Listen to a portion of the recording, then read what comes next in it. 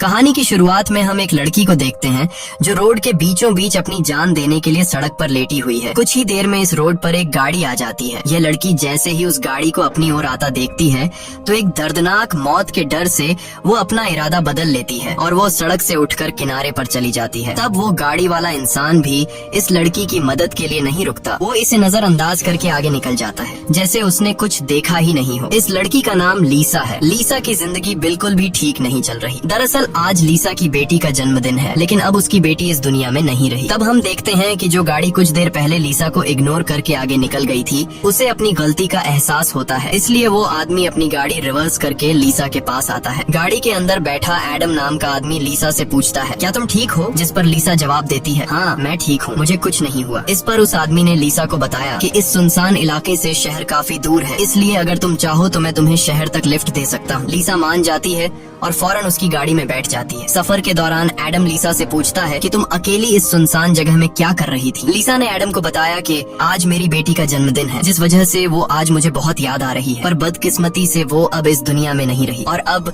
मैं बिल्कुल अकेली हूँ। कोई भी ऐसा नहीं है इस दुनिया में जिससे मैं अपना कह सकूँ। लीसा की ये बात सुनकर एडम कहता है, अच्छा इस वजह से तुम रास्ते के बीचों बीच मरने के लिए लेटी हुई थी? जवाब में लीसा ने कहा, मैं मरना नहीं चाहती, बस एक बार किसी तरह से अपनी बेटी से मिलना चाहती हूँ। तभी लीसा कार का रेडियो ऑन कर लेती है। रेडियो पर एक न्यूज चल रही होती है। रिपोर्टर बताता है कि जंगल में एक सीरियल किलर घूम रहा है और आज सुबह इस किलर ने 2 और लड़कियों को मार दिया है। पुलिस के पास उस किलर की तस्वीर तो नहीं है, लेकिन उन्हें इसके बारे में ये जानकारी मिली है कि कातिल एक गोरे रंग का आदमी है जिसके पास ब्राउन कलर की गाड़ी है और उसके दाहिने हाथ पर एक क्रॉस का निशान है। ये खबर सुनकर लीसा के पैरों तले जमीन खिसक जाती है, क्योंकि रिपोर्टर रेडियो पर जिस कातिल का हुलिया बता रहा था वो कोई और नहीं बल्कि एडम ही था। उसके हाथ में क्रॉस का निशान देखकर लीसा बहुत ज्यादा डर जाती है। इससे पहले कि लीसा खुद को बचाने के लिए कुछ कर पाती, तभी एडम अचानक जोर से कार का ब्रेक लगाता है, जिससे लीसा का सर तेजी से कार की डैशबोर्ड से जा टकराया और लीसा बेहोश हो गई। कुछ देर बाद जब लीसा की आंखें खुली तब उसने खुद को एक अजीब से बंकर में कैद पाया जो चारों ओर से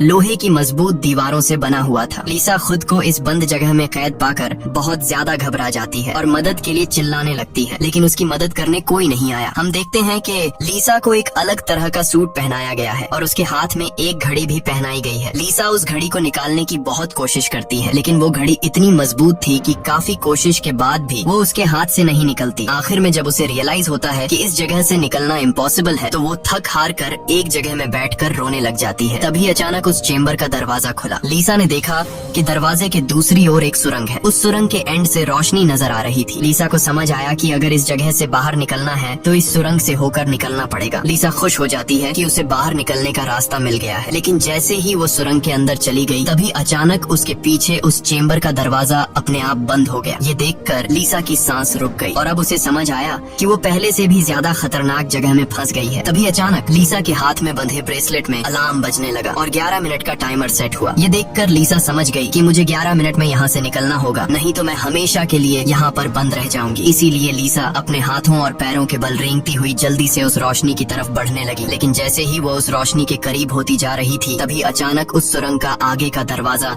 धीरे धीरे बंद होने लगा। ये देखकर लीसा और तेजी से आगे बढ़ने लगी, लेकिन जब वो उस दरवाजे के पास पहुंची तो वो दरवाजा पूरी तरह से बंद हो चुका था। लीसा को कुछ समझ नहीं आ रहा था कि अब यहाँ से कैसे निकला जाए। वो चीख चीख कर रोने लगी। तभी उसकी नजर उस दरवाजे के बगल से जा रही एक दूसरी सुरंग पर पड़ी, लेकिन वो रास्ता बहुत ज्यादा तंग था। लीसा को अब कोई और दूसरा रास्ता नजर नहीं आ रहा था, इसलिए लीसा हिम्मत करके किसी तरह सुरंग के अंदर चली गई और काफी मुश्किलों के बाद वह उस रास्ते को पार कर लेती है और आगे बढ़ते हुए एक ऐसी जगह पर पहुंच जाती है जहां एक प्लेटफॉर्म की तरह 2 रास्ते बने हुए थे। एक रास्ता ऊपर से जा रहा था और दूसरा रास्ता नीचे से। लीसा को कुछ समझ नहीं आया और वो ऊपर के रास्ते को चुनती हुई घुटनों के बल आगे बढ़ने लगी, लेकिन थोड़ा आगे जाते ही नीचे का फ्लोर ऊपर उठने लगा। अगर वक्त रहते लीसा वहाँ से नहीं निकल पाई तो नीचे का रास्ता उसे ऊपर चिपका कर मार देगा। लीसा डर के मारे तेजी से आगे बढ़ने लगी। वो उस जगह के बीच बस पिसने ही वाली थी कि तभी इस सुरंग के एंड तक उसका हाथ पहुंच जाता है और जैसे ही वो रास्ता पूरी तरह से बंद होने वाला था, लीसा अपनी जान बचाकर वहाँ से निकलने में कामयाब हो जाती है। खुद को कुचलने से बचाकर वो एक सुकून की सांस लेती है, लेकिन उसे पता नहीं था कि अब उसके लिए मुश्किलें और भी बढ़ने वाली हैं, क्योंकि आगे का रास्ता और भी ज्यादा खतरनाक है। तभी उसके घड़ी में अलार्म बज उठा। ये अलार्म बता रहा था कि आधा समय बीत चुका है और अब उसके पास सिर्फ 5 मिनट बाकी है। इसीलिए वो अब फिर से आगे बढ़ने लगी। जहाँ उसे थोड़ी दूर दूर जाते ही रास्ते में कोई इंसान लेटा हुआ दिखाई दिया। लीसा जब उसके करीब आई तो उसने देखा कि वो कोई जिंदा इंसान नहीं बल्कि एक जली हुई डेड बॉडी है जिसकी हालत बहुत खराब है। उस लाश के हाथ पर भी वैसी ही घड़ी बंधी हुई थी जैसी लीसा के हाथों पर बंधी थी। लीसा को समझ आ गया कि ये इंसान भी मेरी तरह इस सुरंग से निकलने की कोशिश कर रहा था, लेकिन वो यहाँ से निकलने में कामयाब नहीं हो सका और मारा गया। मतलब यहाँ से निकलना इम्पॉसिबल है। इस डेड बॉडी को देखकर लीसा की यहाँ से निकलने की बची कुची उम्मीद भी टूट गई, लेकिन उसने किसी तरह हिम्मत जुटाई और इस डेड बॉडी को साइड पर करके आगे बढ़ने लगी। जब वो घड़ी की तरफ देखती है तो उसके पास सिर्फ 2 मिनट का टाइम बचा हुआ था, इसीलिए वो और तेजी से आगे बढ़ने लगी। तभी अचानक एक मजबूत लोहे की सलाखों ने आकर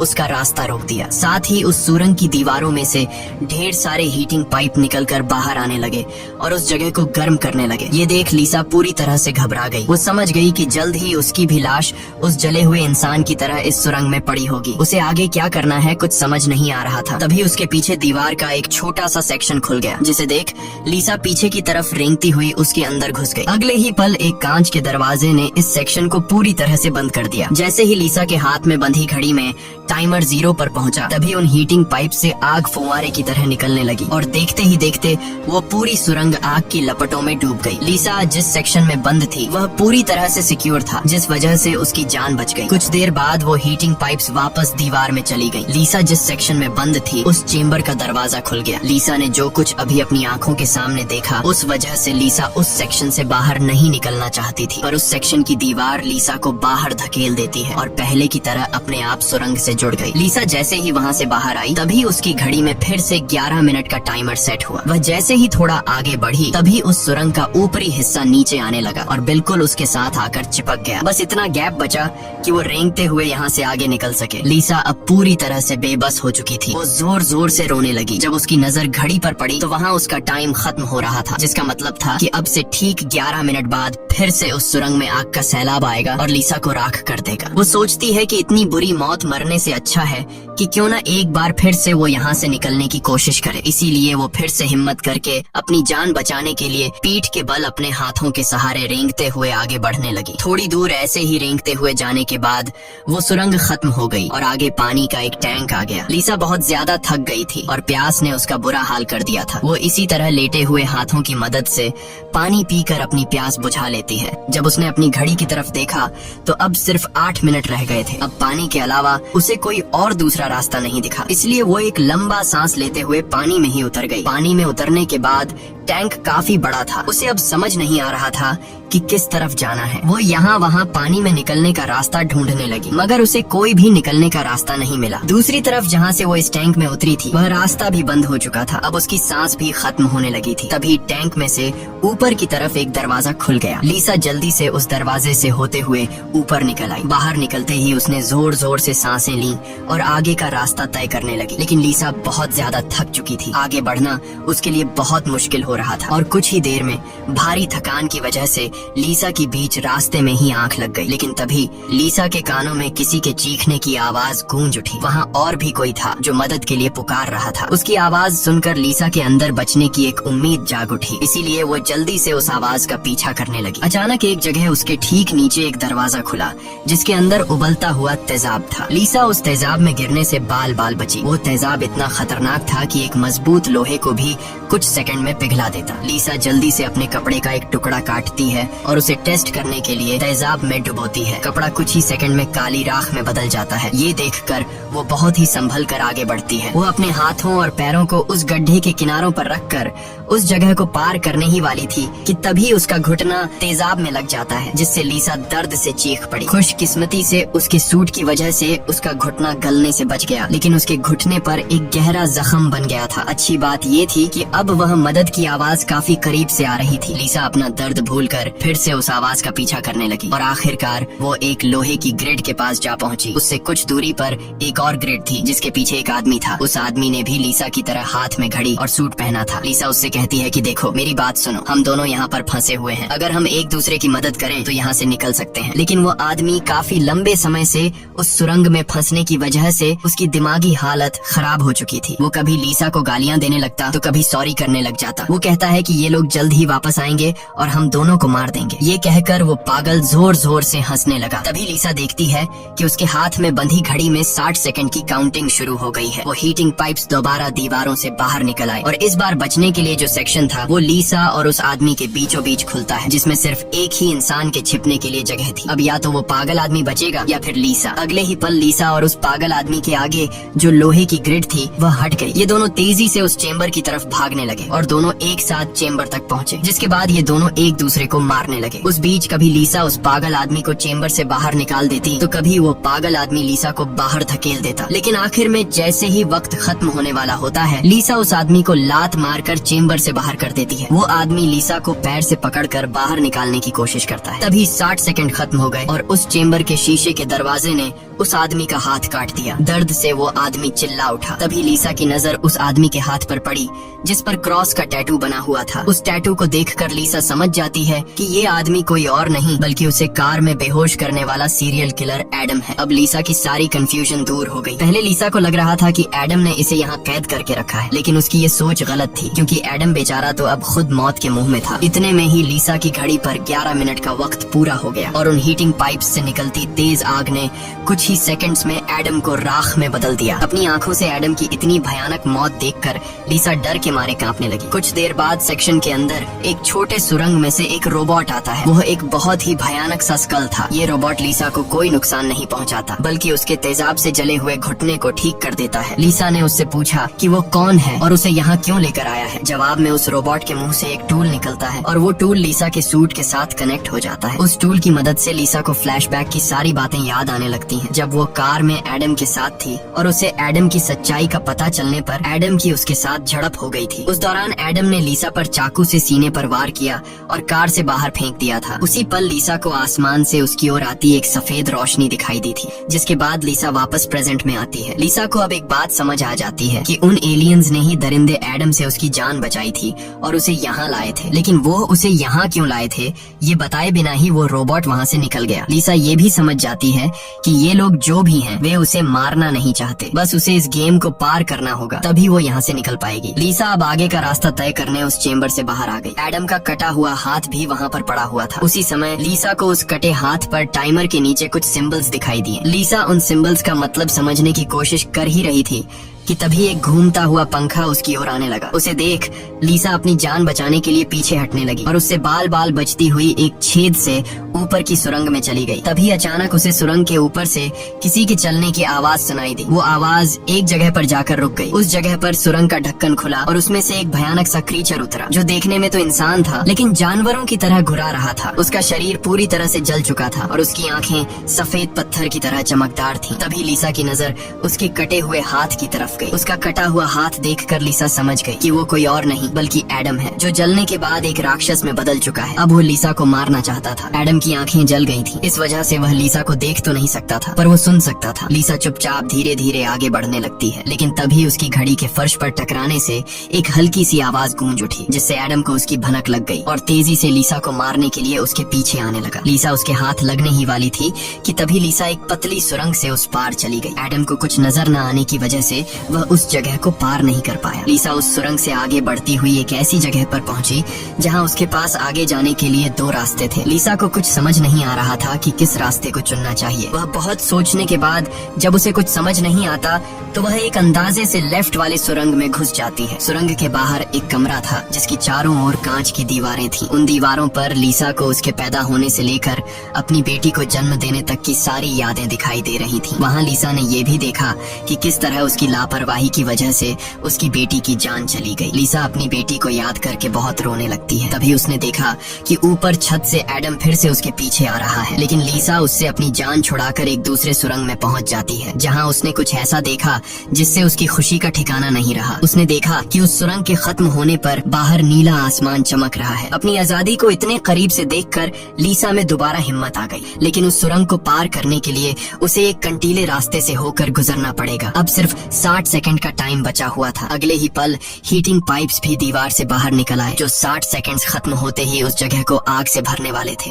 लीसा बिना टाइम जाया किए इन कांटेदार तारों के नीचे से जाने लगी, जिससे वो कांटेदार तार उसकी बॉडी में घुसकर लीसा की पीठ बुरी तरह से काट देते हैं। लीसा बहुत ज्यादा तकलीफ में होती है और उसके पीठ से बहुत ज्यादा खून निकलने लगता है, लेकिन लीसा खुद की परवाह किए बिना धीरे धीरे आसमान की तरफ बढ़ने लगी। तभी पीछे सुरंग में चेम्बर खुला, जिसमें एडम झट से जाकर छिप गया। अब कुछ ही देर में आग का सैलाब आने वाला था। खून से लथपथ लीसा बाहर निकलने की कोशिश में थी, लेकिन बहुत ज्यादा खून बहने की वजह से अब आगे बढ़ना उसे मुश्किल हो रहा था। उसकी आंखें धुंधली हो रही थीं। तभी 60 सेकंड्स खत्म हो गए और अगले ही पल वहाँ आग बरसनी शुरू हुई। उससे पहले कि वो आग का सैलाब लीसा को भी अपनी चपेट में लेता, लीसा के ठीक नीचे एक द्वार खुला और वो नीचे एक चेम्बर में जा गिरी और बेहोश हो गई। थोड़ी देर बाद जब लीसा की आंख खुली तो उसने देखा कि वो फिर से उसी जगह पर आ गई है जहाँ से उसने बढ़ना शुरू किया था। यानी अब तक उसने जितनी भी मेहनत की यहाँ से निकलने की, वो सारी जाया चली गई। ये देखकर लीसा अब पूरी तरह से टूट चुकी थी। तभी वो रोबोट उसकी मरहम पट्टी के लिए दोबारा आ जाता है। लीसा ने उसे मरहम पट्टी करने से रोका, क्योंकि वो दोबारा ये सब दोहराने के लिए तैयार नहीं थी। उसने रोबोट से कहा कि वो अब सिर्फ मरना चाहती है। उस रोबोट ने लीसा की बात मान ली और उसके मुंह से एक इंजेक्शन निकलकर लीसा के शरीर की तरफ बढ़ने लगा। तभी लीसा को एडम के हाथ पर बने हुए निशान याद आ गए। वो समझ गई कि जरूर वो निशान यहाँ से बाहर निकलने का रास्ता बताते हैं, इसलिए वो अपने खून से दीवार पर एडम के हाथ पर बने हुए निशान बनाने लगी, जिसे काफी गौर से देखने के बाद लीसा को पता लगा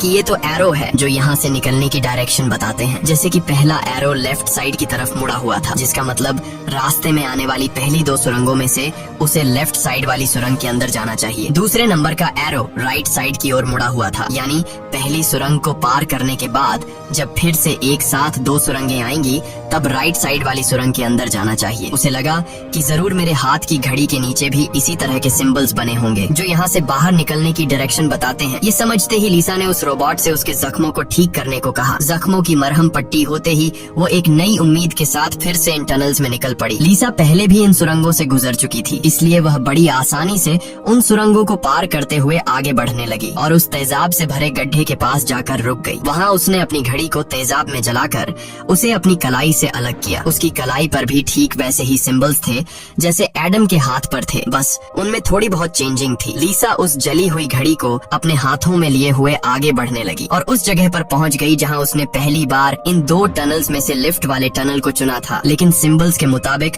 सही सुरंग राइट वाली है। वो जल्दी से राइट वाली सुरंग में चली गई, जहां आगे जाकर उसे 2 और सुरंगें मिली जिनमें सही सुरंग लेफ्ट वाली थी। इसी तरह लीसा अपने हाथ पर बने निशान की मदद से हर बार सही रास्ता चुनकर आगे बढ़ रही थी, लेकिन तभी एक बार फिर से एडम उसके पीछे पड़ गया। यहाँ लीसा समझदारी से काम लेते हुए एडम को गुमराह करने के लिए एक सुरंग के अंदर अपनी घड़ी फेंक दी और खुद दूसरी सुरंग में छिपकर बैठ गई। एडम घड़ी की आवाज का पीछा करते करते दूसरी सुरंग में घुस गया। एडम के जाते ही जब लीसा ने अपनी कलाई पर बने सिंबल्स चेक किए तो उसे पता चला कि उसने एडम को जिस सुरंग में भेजा था वही सही सुरंग थी। ये देखकर लीसा बहुत ज्यादा परेशान हो गई। अब लीसा के पास कोई दूसरा रास्ता नहीं था, इसलिए वो धीरे से एडम जिस टनल में था वो भी उस टनल में घुस गई। ये टनल काफी अजीब सा था, ऐसा लग रहा था कि ये टनल जैसे किसी बड़े जानवर का पेट हो। लीसा धीरे धीरे आगे बढ़ने लगी। थोड़ा सा आगे जाकर उसने देखा कि उसकी घड़ी सामने पड़ी हुई है, लेकिन एडम भी वहाँ पर मौजूद है। एडम अब चूंकि देख नहीं सकता था, इसलिए लीसा चुपके से उस घड़ी को उठा लेती है, पर तभी घड़ी में 60 सेकंड्स बचे होने का अलार्म बजने लगा, जिसकी आवाज से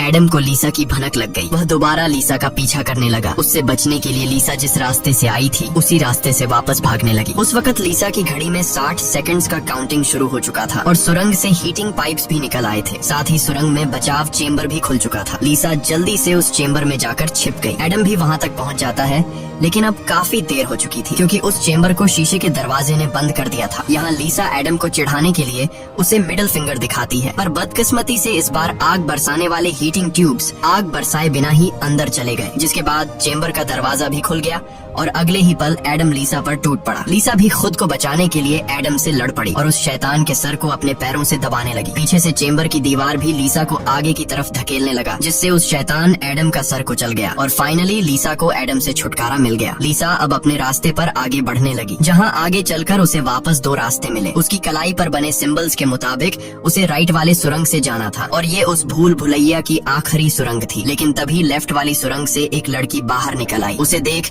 लीसा लीसा की आंखें खुली की खुली रह गईं और वो रोने लगी, क्योंकि यह लड़की कोई और नहीं बल्कि उसकी बेटी नीना थी। नीना के मरने के बाद से लीसा ने जीना ही छोड़ दिया था। उसकी बस यही एक ख्वाहिश थी कि वो किसी तरह नीना से मिल पाए, और आखिरकार आज उसकी ये ख्वाहिश भी पूरी हो गई। नीना ने अपनी माँ लीसा से कहा कि अब दोबारा मुझे फिर से अकेला मत छोड़ना, जिस पर लीसा ने जवाब दिया, नहीं बेटा, मैं हमेशा तुम्हारे साथ रहूंगी। जिस पर नीना कहती है, तो फिर आओ मेरे साथ लेफ्ट वाले टनल में चलो। लीसा रोते हुए बोली, नीना, मैं तुम्हें फिर से खोना नहीं चाहती, लेकिन सच तो ये है कि तुम पहले ही मर चुकी हो और मेरी मंजिल दूसरी सुरंग में है। इतना कहकर लीसा वहाँ से जाने लगी। पीछे से नीना उसे पुकारती रही, लेकिन लीसा दिल पर पत्थर रखकर उस सुरंग से बाहर निकली। बाहर आते ही लीसा फूट फूट कर रोने लगती है। उसके बाद लीसा ने बिना समय गंवाए राइट वाली सुरंग में घुस गई, जहाँ उसे सुरंग के अंत में खुला आसमान दिख रहा था। वो खुश होकर तेजी से आगे बढ़ने लगी, लेकिन तभी उसके रास्ते में 3 लोहे के ब्लेड्स आ गए, जो लगातार तेजी से ऊपर नीचे हो रहे थे, जिन्हें पार करने का मतलब था खुद के टुकड़े करवाना। लेकिन लीसा को हर हाल में यहाँ से निकलना था, इसीलिए उसने गौर किया कि उनमें से पहला ब्लेड हर 4 सेकंड्स में एक बार नीचे आ रहा है। लीसा उसके करीब पहुंची और जैसे ही वो ब्लेड ऊपर गया तो 4 सेकंड्स पूरे होने से पहले झट से उस पार चली गई। उसके बाद वो दूसरे ब्लेड के पास पहुंच जाती है। इसी तरह दूसरा ब्लेड हर 3 सेकंड्स में नीचे आ रहा था। लीसा ने हिम्मत दिखाते हुए उसे भी पार कर लिया, लेकिन लास्ट वाला ब्लेड सिर्फ 2 सेकंड्स में नीचे आ रहा था, जिसे पार करना लीसा के लिए बहुत ही मुश्किल था। पर आजादी की चाहत में लीसा ने उसे भी पार तो कर दिया, लेकिन बदकिस्मती से उसका पैर ब्लेड के बीच आकर कट गया। लीसा का दर्द से बुरा हाल हो गया था, लेकिन लीसा अपने पैर की परवाह किए बिना सुरंग के एंड तक पहुंच जाती है, जहां उसे खुला आसमान नजर आ रहा था। लेकिन जैसे ही उसने अपना हाथ सुरंग से बाहर निकालने के लिए आगे बढ़ाया, उसका हाथ सामने लगाए स्क्रीन पर जा लगा, जहां खुले आसमान का वीडियो चल रहा था। ये देखकर लीसा बहुत ज्यादा मायूस हुई। उसने कहा, मैंने वो सब कुछ किया जो मुझे करने को कहा गया था। उसके बाद वो पागलों की तरह हंसने लगी। तभी सुरंग से हीटिंग पाइप्स निकल आए, क्योंकि अब कुछ देर बाद 11 मिनट का टाइम खत्म होने वाला था। लीसा अब सुकून से मौत का इंतजार करने लगी, लेकिन इस बार वो हीटिंग पाइप्स उसे जलाए बिना ही वापस सुरंग में चली गई। तभी अचानक सुरंग का ऊपर का हिस्सा खुल गया और एक तेज रोशनी लीसा पर पड़ी। लीसा का शरीर अपने आप हवा में उठने लगा और उस रोशनी में समा गया। थोड़ी देर बाद जब लीसा की आंख खुली तो उसने खुद को एक झरने के किनारे पाया, जिसे देख लीसा के चेहरे पर मुस्कान वापस लौट आई। वहाँ पर नीना भी मौजूद थी। लीसा ने नीना से पूछा, क्या मैं मर चुकी हूँ? इस पर नीना ने कहा, तुम्हारा शरीर एक बार नहीं बल्कि अब तक कई बार मर चुका है। लीसा ने फिर से पूछा कि अब यहाँ मुझे क्या करना है? जिस पर नीना ने जवाब दिया, यहाँ तुम्हें बस जीना है और कुछ नहीं करना। यहाँ हमें पता चलता है कि जिस जगह पर लीसा अब मौजूद थी वो जगह दुनिया नहीं बल्कि कुछ और ही थी और किसी स्वर्ग की तरह खूबसूरत थी। इस फिल्म की शॉर्टकट एक्सप्लेनेशन ये है कि लीसा जब एडम के साथ कार में सफर कर रही थी, तब एडम ने लीसा पर चाकू से वार करके उसे मार दिया, जिसके बाद वह सीधा नरक पहुंची। वहाँ उसके पाप धुल गए और एंड में वह स्वर्ग जा पहुंची। इसी के साथ ये कहानी खत्म हो जाती है। अगर वीडियो आपको अच्छी लगी हो तो हमारे चैनल को सब्सक्राइब और वीडियो को लाइक कीजिए।